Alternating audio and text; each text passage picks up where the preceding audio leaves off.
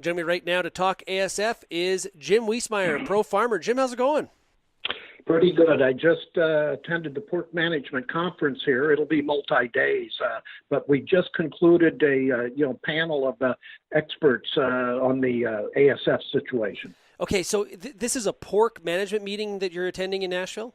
Yes, absolutely. Okay, yeah, cool. and it is one of their best conferences of the year, and especially with ASF so important right now. Absolutely. Well, that'll keep you at a Tootsie's.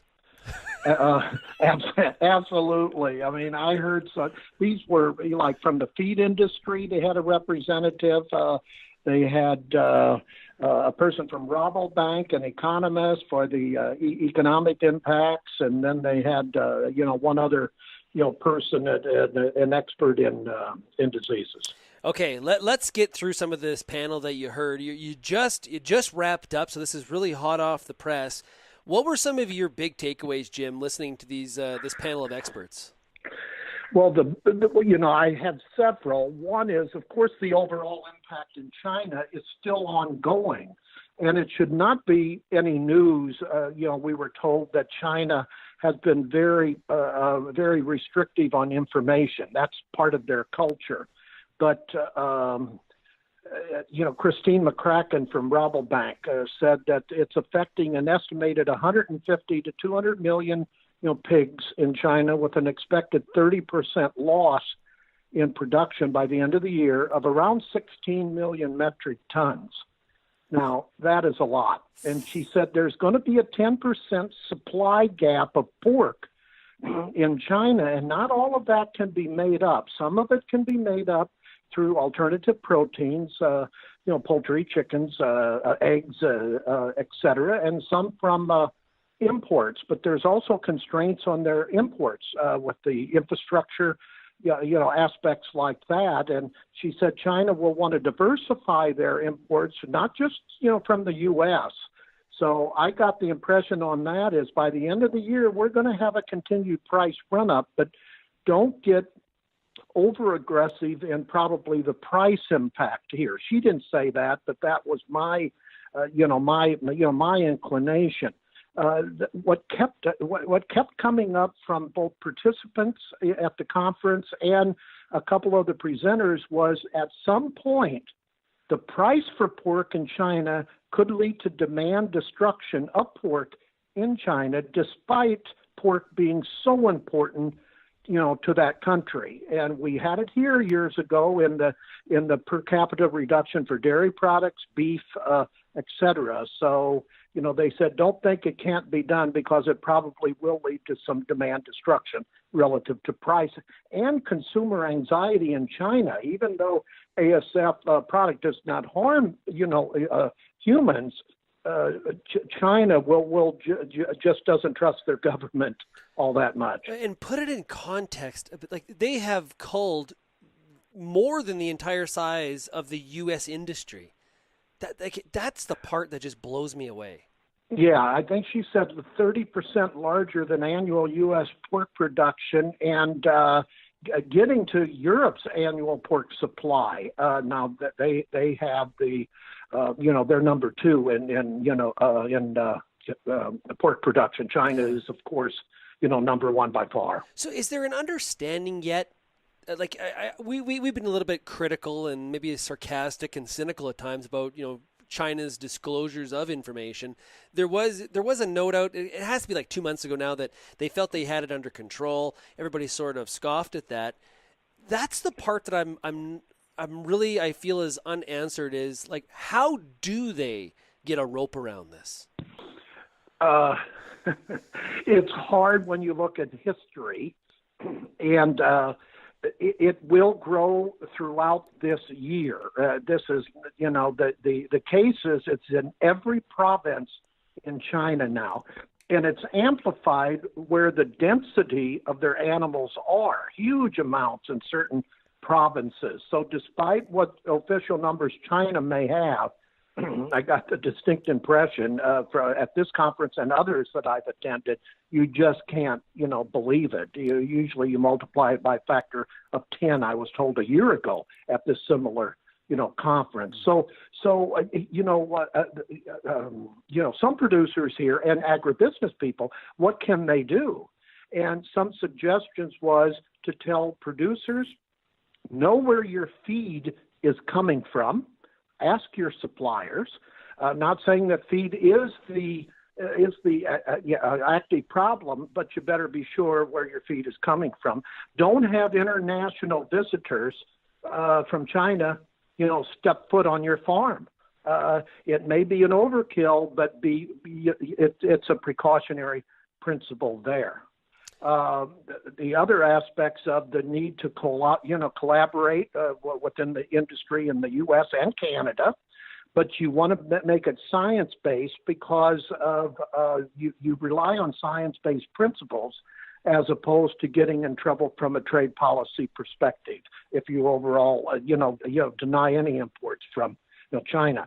Problem that was addressed and no answer was the imports of vitamins from China as a potential vehicle, for getting this thing, and there was no conclusion on that one. So the prices on vitamins likely will go higher, and then you'll find alternative suppliers. That's what they said here.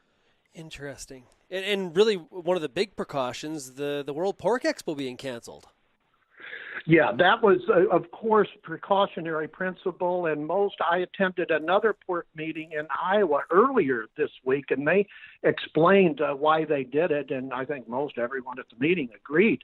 But it's going to be a hit to the National Pork Producers Council of about $2.5 million. Now, a number of participants, in NPPC, in the industry, the Alliance Group, got up and said they didn't want a refund, that they were going to continue that funding. But it is a hit for the NPPC. But they talk the talk and walk the walk because they cannot take that risk. They're going to have to make another decision next year, but they chose not to address that at this particular time. Hey, Jim, well, I got you here. I got to ask you about the U.S.-China trade deal. 95% of the way there, that toughest last 5% is really our last run at what we have left? Yeah, that's always in any trade agreement, whether it was USMCA, how that drug on for 2 to 3 weeks after we got that 95% level, and that's the case with this one. You've got a lot of conjecture now, and that's when I turn, as a reporter analyst, I turn more cautious in that 5% to go area because of the trial balloons that both countries, can present as a testing pattern. And that's, I think, we're in the arena right now. So I'm going to be very careful what I report unless there's an official's name on that. But they're down to the tariff issues. What tariffs can be lifted? China wants them all lifted. Can there be a rearrangement of the Chinese tariffs on the U.S.? That's up in the air. Agriculture wants to know how many U.S. how much U.S. farm products will be purchased in a dollar and a quantity amount over what time period.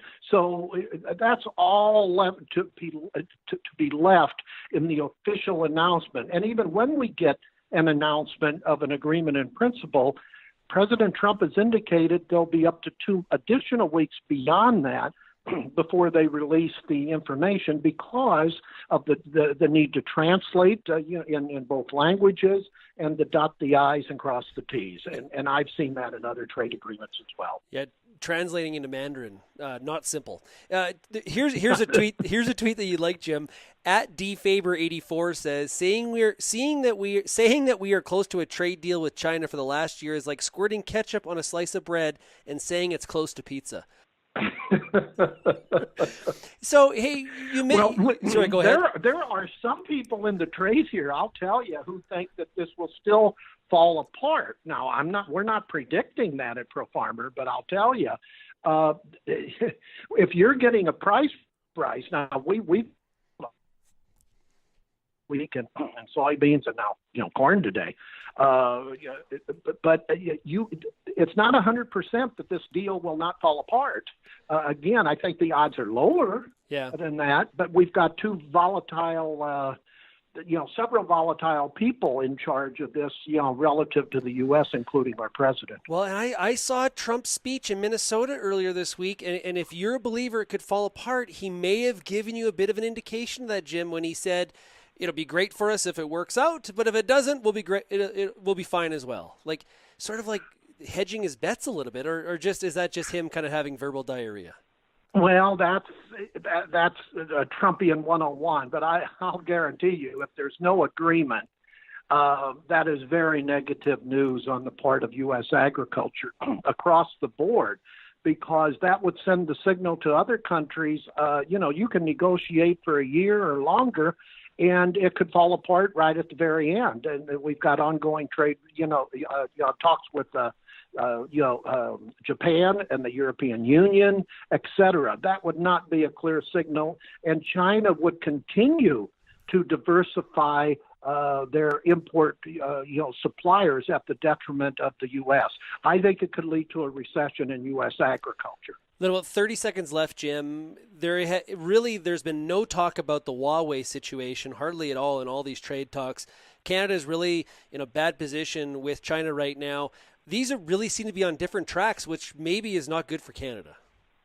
No, not on the surface, but I know President Trump wants to get this rectified, and I think that's where they're probably having back-channel talks, with your prime minister. And I would not rule out, and I don't know whether it'll be overtly included in any U.S.-China agreement, but we've got an upcoming, G20 summit. I think I would look near or around that time frame for hopefully a possible, resolution of some of these, key issues relative to your country and China. Great insight today, Jim. Really appreciate it. That is Jim Wiesemeyer from ProFarmer.